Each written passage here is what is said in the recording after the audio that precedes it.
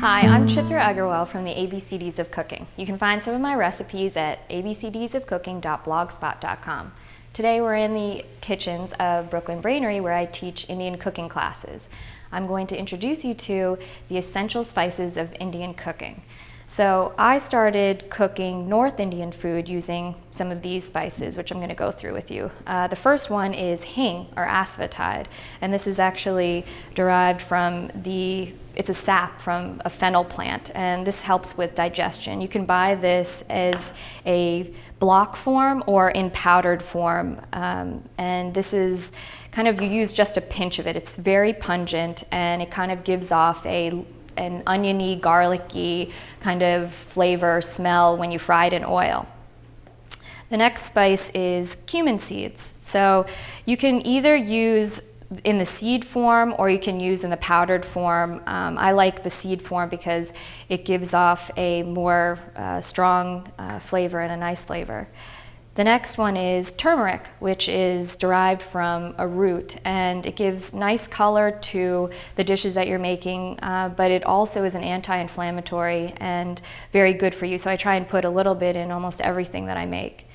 And the next is coriander powder, which is actually from the coriander seed. So these are like the seeds from cilantro, actually, that are dried. And you can take these seeds, roast them, and then make the powder. And you can also buy the powder, but it's fresher to grind it on your own. And then we have red chili powder, which adds a little bit of kick to what you're making, and Gar Masala, which is a spice mixture from North India. Every family has their own recipe for this, and usually it has cloves, black pepper, cumin, bay leaf, and whatever else the recipe calls for. So that's the basics for North Indian cooking, and the spices that I started using when I first learned how to make the dishes. And I want to also introduce you to the spices for South Indian cooking, because the spices and the ingredients in Indian cooking really vary depending on the region of what you're cooking for. So my father is from North India, but my mother is from South India. So for South Indian cooking, what I started cooking with was actually two of the spices from North Indian cooking, which are the hing or asafoetide and turmeric, in addition to black mustard seeds. So black mustard seeds are from the same family as brown and yellow mustard seeds that are used to make mustard, but these are a bit more pungent and found in South Asian cooking in particular.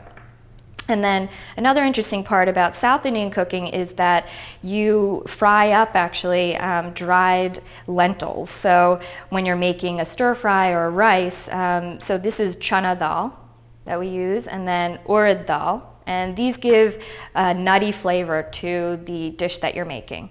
And then the last two ingredients are curry leaves, which adds kind of like an herby, citrusy flavor to what you're making, and they're very unique to South Indian cooking. And then there's dried red chilies. So these are basically the essentials of what you need for cooking North Indian or South Indian cooking, and you can make quite a lot of dishes just using these spices. And as you get cooking more and more, you're going to get more comfortable with more spices and ingredients, but this is a good base to start from.